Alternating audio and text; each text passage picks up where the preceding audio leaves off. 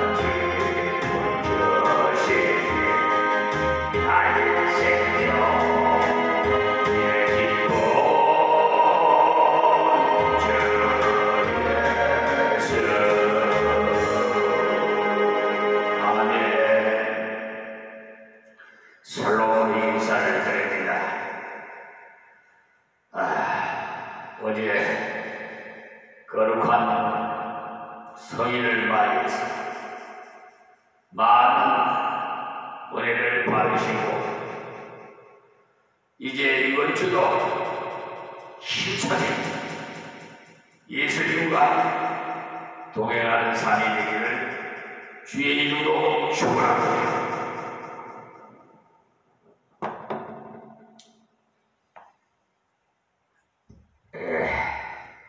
오늘 새벽도 말씀 먹는 시간 돌아왔습니다. 자, 마태복음 강해설교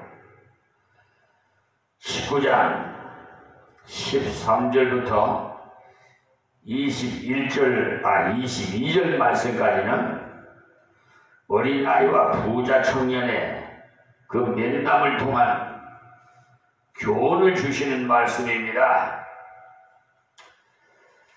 그러므로 13절에 때에 사람들이 예수 위에 안수하고 기도하심을 바라고 어린아이들을 데리고 오매 제자들이 꾸짖거늘 했어요.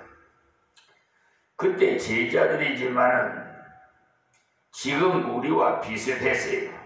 아무래도 장년들이 많이 모여야 좋지 아이들이 많이 와봐야 시끄럽기만 하다 이런 말을 얼마나 잘합니까? 특히 아이들에게 안수를 해달라고 하니까 귀찮게 생각했어요. 지금 어른들에게 가르치기도 바쁜데 아이들까지 데려와서 복잡하게 하느냐는 식으로 이렇게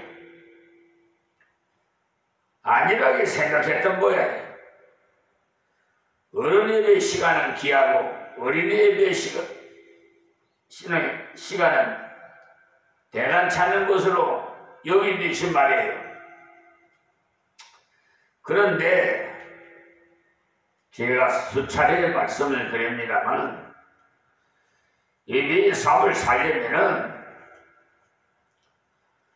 주일날 예배만큼은 온 가족이 다 나와서 함께 예배를 드려야 가정에 가서도 예배의 삶을 살 수가 있어요. 또 이 세상에서 살면서도 직장에서나 사업장에서나 어디에서나 우리 주님과 동행하면서 예배의 삶을 살 수가 있어요. 왜 그러냐? 같이 공동 예배를 드리면 가족이 함부로 할 수가 없어요. 언행심사 모든 것이 경건한 삶을 살 수밖에 없어요. 만약에 아버지가 자녀 앞에 하나님의 법도를 어기고 어긋나는 짓을 했다면 아들이 뭐라고 하겠어요? 아버지, 오늘 교회 가서 목사님 예배 드릴 때 목사님 설교에 하나님 법도를 가르쳐 주셨는데 왜 아버지께서는 그것을 어깁니까?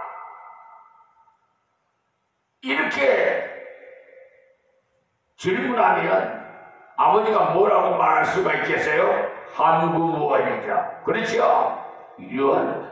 하여튼 우리가 조심할 수밖에 없어요. 그래서 주일날 예배만큼은 가족이 다 같이 예배 드리십시오. 물론 각 기관, 청년분이 노년분이 주일 학교에 어쨌든 유년분이 해서 유아분이 활동하는 것은 좋습니다. 그러나 주일날 예배만큼은 온 가족이 같이 예배 드려야 돼요. 그것이 하나님 기뻐하십니다. 그래야만 서로 주의를 하게 되어 있어요.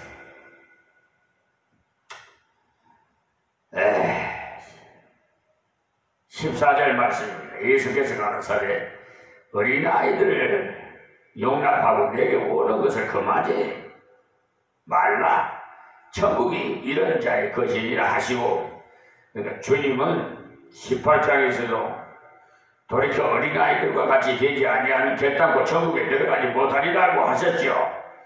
어린아이 같은 그런 심정으로 겸손히 주님께 나오는 자가 하나님 나라에 합당한 자라고 하시면서 축복해 주셨어요.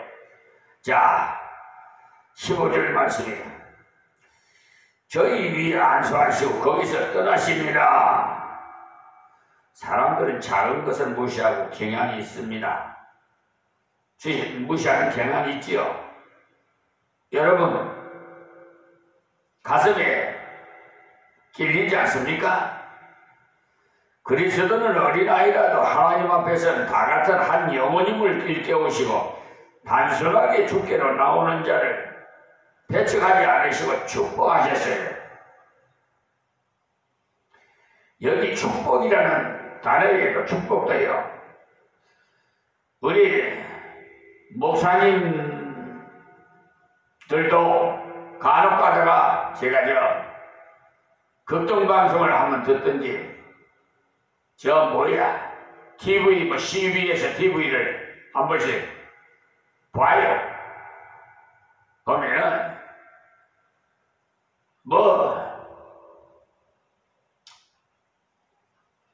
하나님과 나와는 차원이 달라요. 그렇죠? 그러니까 하나님께 복을 내려 주시옵소서 이렇게 기도해야지, 하나님 축복해 주시옵소서 이렇게 기도하면은 하나님과 나와 인격이 동등하는 차원이 되버려요. 불경스러운 짓이에요. 그걸 참고하십시오. 간혹 실수를 할 때는 있어요. 사람인지란 거. 네, 그러나 주의하라고 말씀드린 겁니다. 그래서 한 날마다 회개해야 돼. 위대한 선생 하나님의 아들 오신 예수님께 어린아이를 데려와서 안수받게 해서 그들이 장래를 하나님의 은혜로 걸어가게 해야겠다는 단순한 마음에서 찾아온 것입니다. 16절 말씀에 어떤 사람이 주께 와서 가로되 선생님이여 내가 무슨 선한 일을 하여야 영생을 얻으리까? 그래서 이 사람의 질문을 분석해 보시면 유대인들의 그 일반적인 사고방식을 알 수가 있어요. 그들은 성경의 근본 진리인 믿음으로 구원받는 진리를 제대로 파악할 사람이 거의 없었다는 것을 알 수가 있어요. 어떻게 믿어야 하리까? 내가 누구를 믿어야 하리까? 라고 묻지 않고 무슨 선한 일을 하여야 영생을 얻으리까? 이렇게 한 것을 보면은 선행을 통해서 구원받는 길 질문했어요. 소위 일반적인 종교심에서 나온 질문입니다. 어떻게 자신을 수양하기 위해서 도를 닦아야 하는지, 어떻게 착실해져야 하나님 앞에 설 수 있을까요? 라는 일반 종교에서 부르짖는 질문을 했어요. 구약을 읽든지 신약을 읽든지 성경에서 성령께서 깨닫게 하시지 않으면 믿음으로 하나님 앞에 서는 복음을 깨닫지 못하고 행위에 관한 것만 알게 돼요. 그 때문에 성경을 대하실 때마다 성령께서 깨달음을 주시도록 기도부터 먼저 하십시오. 주 예수 그리스도를 믿음으로 영생을 얻고 선행을 영생 얻는 자에게 하나님께서 주시는 힘으로 순종하는 삶이기 때문에 자연스럽게 흘러나오는 거예요. 그런데 종교란 모든 종교는 선한 일을 해서 내세에 좋은 곳에 갈 수 있는 것을 가르쳐 준다고 표방하고 있어요. 그래서 이 사람도 그런 질문을 한 겁니다. 그러니까 성경이 없는 세상 종교의 수준에 머물러 있는 사람이 종교는 단이나 율법주의에 사로잡히면 이런 수준에 머물 수밖에 없습니다. 다음 17절 말씀에 예수께서 가라사대 어찌하여 선한 일을 내게 묻느냐? 선한 이는 오직 한 분이시니라. 네가 생명에 들어가려면 계명을 들을지니라. 여기서 선한 이는 오직 한 분이시라고 하신 말씀, 네가 나를 누구로 알고 왔느냐? 이런 말씀이에요. 절대적으로 선한 분은 오직 하나님 한 분뿐이심을 일깨우면서 주님 자신의 신성을 질문하는 그에게 그것부터 깨달아야 함을 말씀하신 겁니다. 그러나 질문했던 그 사람은 주님의 말씀의 참뜻을 제대로 파악하지 못했어요. 예수님께 그는 나올 때 예수님을 하나의 일반적인 선생으로 여기고 나왔으니까 바르게 깨닫지 못하고 있음을 일깨우시기 위해서 참 선한 그는 오직 하나님 한 분이심을 가르침으로 그리스도 자신의 신성을 일깨우셨습니다. 그리고 선한 이는 오직 한 분이시라고 하셨으니까 만약에 예수님이 하나님이 아니시라면 나는 선한 일을 가르쳐 줄 수 없다라고 하면서 끝을 냈을 것입니다. 그런데 계명들을 지키라고 하시면서 진리를 깨달을 수 있는 길을 가르쳐 주신 것은 자신 참 선한 분이심을 보여주신 것이에요. 그러니까 이 교훈을 하신 것 자체가 주님이 하나님의 아들이심을 간접적으로 증거하신 것. 계명들을 지키라고 하신 것은요, 자기의 부족과 약함을 알아서 하나님을 의지하도록 하되 하나님이 보내신 그리스도를 의지하도록 하시려는 그 의도인 것입니다. 계명을 지켜서 천국 갈 사람은 한 사람도 없습니다, 여러분. 근데 왜 계명들을 지키라고 말씀하셨느냐? 계명을 지켜야 자기 부족을 알아서 하나님께 굴복할 수 있기 때문입니다. 로마서 3장 20절 참조하세요.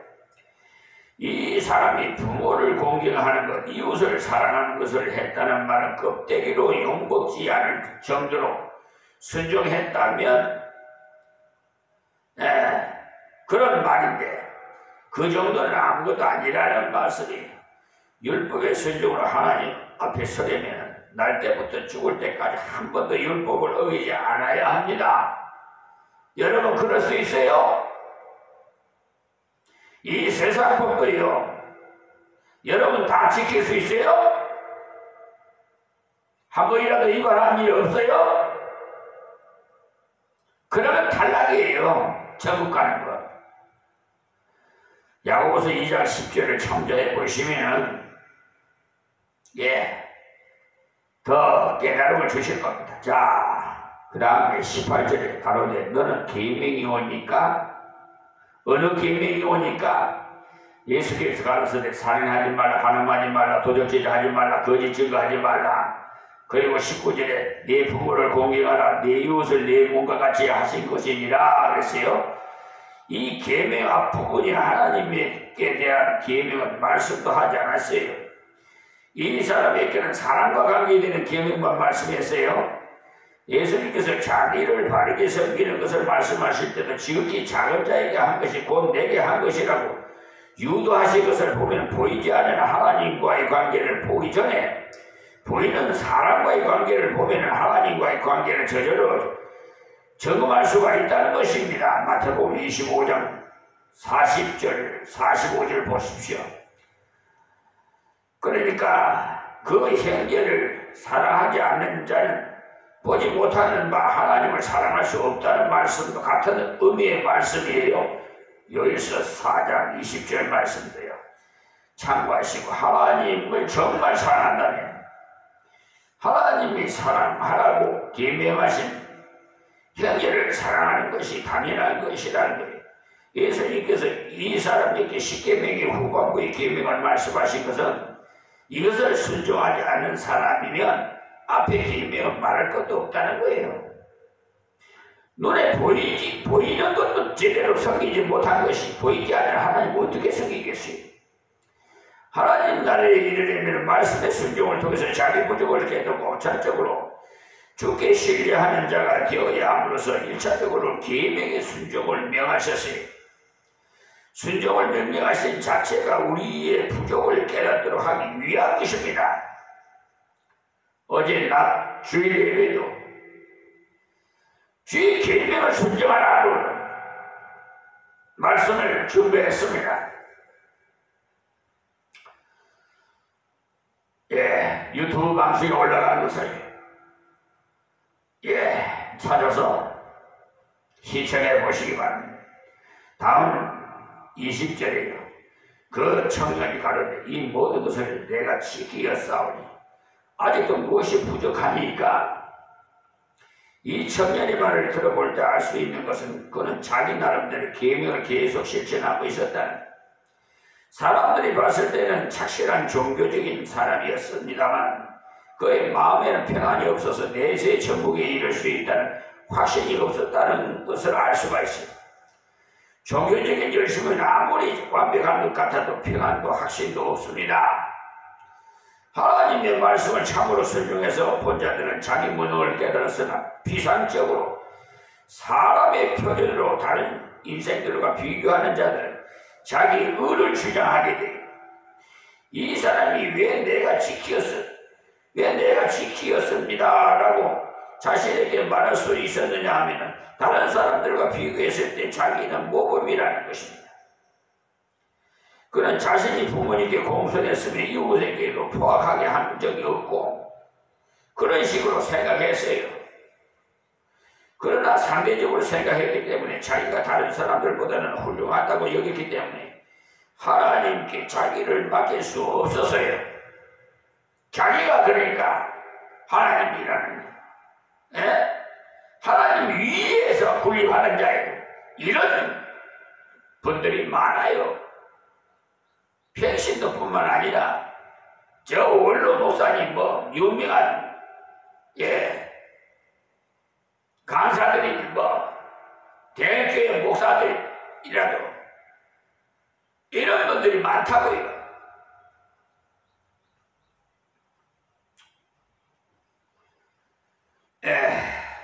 하나님 말씀을 참으로 순종하여 본 자들은요 자기 무능을 깨달으나 피상적으로 사람의 표준으로 다른 인생들과 비교하는 자들 자기 의를 주장하게 돼요. 21절 말씀이요. 예수께서 가라사대 네가 온전하고자 할진대 가서 네 소유를 팔아 가난한 자를 주라. 그리하면 하늘에서 보화가 네게 있으리라. 그리고 와서 나를 쫓으라 하시니 그랬어요. 자, 여기에서 이 젊은이가 어떤 생각을 했느냐 보십시다. 이웃을 내 몸과 같이 사랑했다면 참으로 잘했다. 그렇다면 네가 재산이 많으니 좀 팔아서 가난한 사람들에게 주라고 하신 말씀에서 이웃을 진정으로 사랑한다면 그 표가 분명히 있어야겠는데 소유를 나눠줌으로써 실천하라는 것입니다. 이념적인 사랑은 참 사랑이 아닙니다. 그리고 그렇게 나누어준다고 없어지는 것이 아니라 하늘에 쌓아놓는 것이 되는 것입니다. 주님의 명령을 순종하는 것은 결코 없어지는 것이 아니에요. 진심으로 형제를 사랑했기 때문에 나누어 줬다면 하늘나라의 상급으로 계산되기 때문입니다. 그리고 와서 나를 쫓으라고 하신 것을 보면 이 사람이 예수님 말씀대로 순종하기만 하면 그 뒤에 모든 것을 주님이 책임져 주시겠다는 보장의 말씀인 겁니다. 또 자기의 부족을 깨닫고 하나님을 의지할 마음으로 예수님을 따라올 것을 말씀했어요. 우리가 속죄의 은총만 믿을 것이 아니라 주님께서 우리의 삶도 주장하시는 분으로 믿어야 됩니다. 그러니까 주님이 우리의 삶을 섭리하시면서 인도하시는 그것까지 믿는 믿음이 있을 때 우리의 삶 전체가 달라져요. 많은 성도들이 천국에 가는 것, 곧 영생에 대해서 내가 감당할 수 없으니 주님을 믿는데 생활면에서는 주님을 의지하지 않고 자기 판단대로 살아가는 것을 볼 수가 있어요. 반쪽 신앙생활하는 사람들이 있단 말이에요.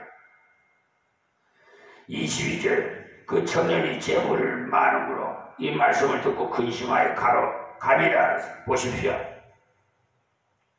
이 세상 물질이 버릴 수가 없거든요. 나눠줄 수가 없거든요. 탐심을 우상이라고 했어요. 네? 어디 자기 물질 아깝지 않은 사람 어디 있겠어요? 그런데 하나님의 백성은 이방인하고 달라야 돼요. 많은 씨앗을 뿌려야 돼요. 물질을 이웃에 나눠줘야 돼요.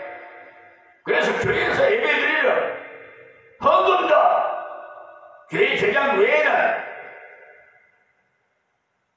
그러니까 성경이나 전도비 이런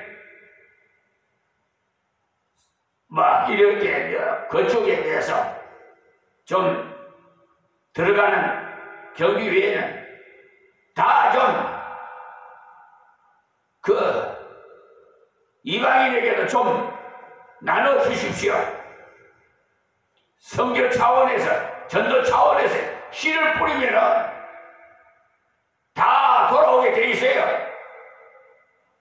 30배, 60배, 100배로.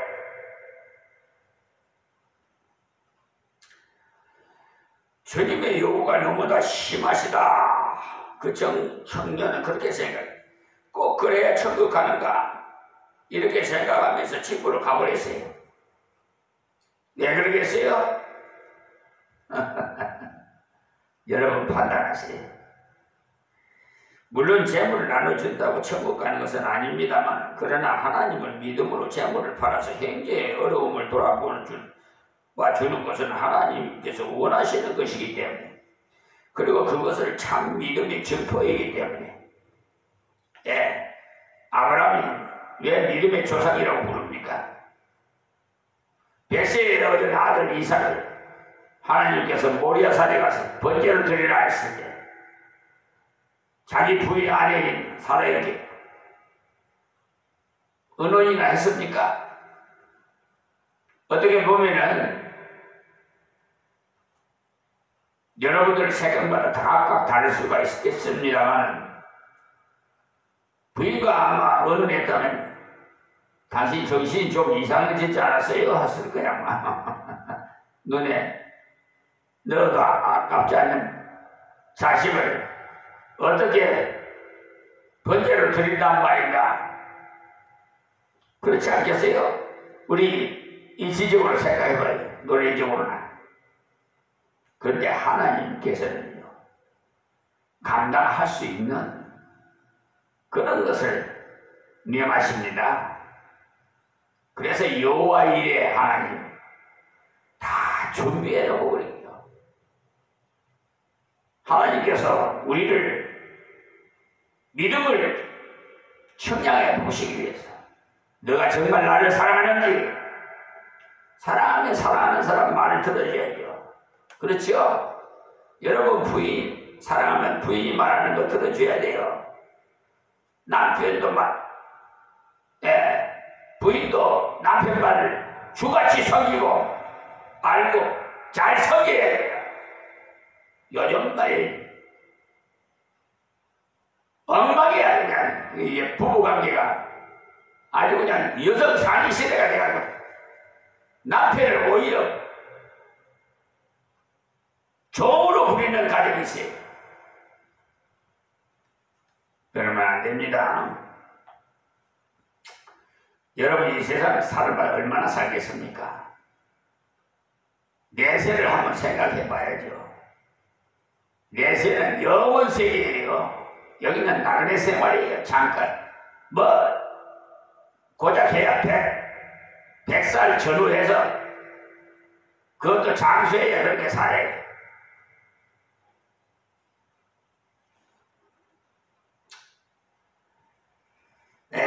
참으로 계명을 순종함을 실천으로 보이고 주를 의지하여서 따르라고 가르쳐 주었습니다만, 부자 청년은 이 땅의 물질에 눈이 어두워서 주님의 말씀 순종을 소례로 여기고 스스로 멸망의 길로 가버렸어요. 예수를 믿는 사람 가운데도 하나님 말씀을 순종하는 것은 손해보는 일로 보는데, 그렇게 여기는 사람이 얼마나 많은지 몰라요. 아니 생명도 달라 그러면 아멘이라고 드려야지. 아니 순교해야지. 그런 각오로 신앙생활 해야 돼요.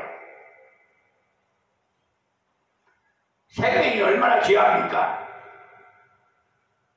하나님께서는 네가 가장 귀하게 생각하는 것을 하나님께 바치라.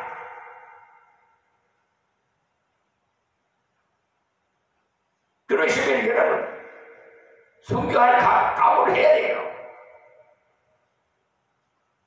개척했을 때 인천에 집사님이 여자 집사님이 안면이 좀 있는 집사님이신데 기도하는데 임마누엘 교회에 가장 귀한 것을 갖다 바치라고 그러더래요. 그래서 그 옆에 권사님한테 상담을 했답니다. 그랬더니 집사님 가장 귀한 것이 뭡니까? 가장 아끼고 귀하게 여기는 것이 무엇입니까? 했더니 일주일 전에 샀던 피아노입니다. 그래요. 그래서 그 피아노를 지금 여기 있어요.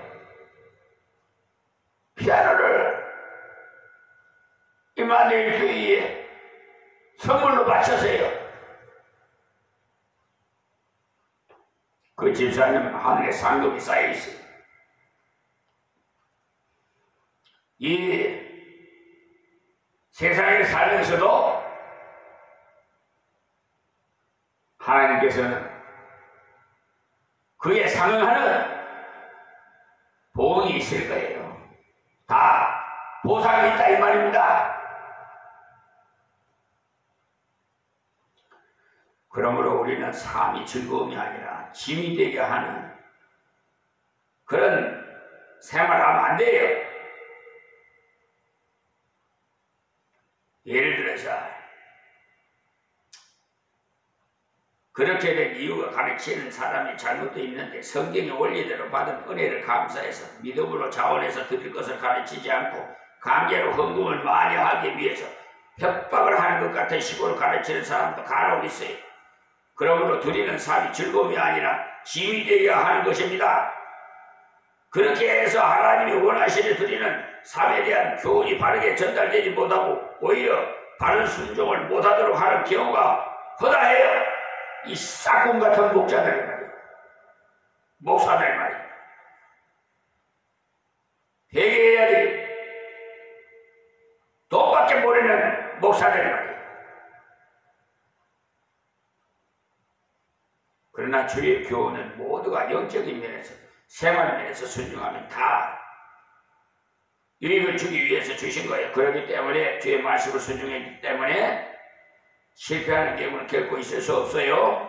인간적인 계산으로 보아서 짧은 안목으로 손해처럼 여기질지 모르겠습니다만 하나님께서 분명히 약속하시기를 순종하는 자에게 이 땅의 것도 필요를 따라 주신다고 약속하셨어요. 빌립보서 4장 19절을 참고하세요. 오늘 여기서 말씀했습니다. 하나님 고맙고 감사합니다.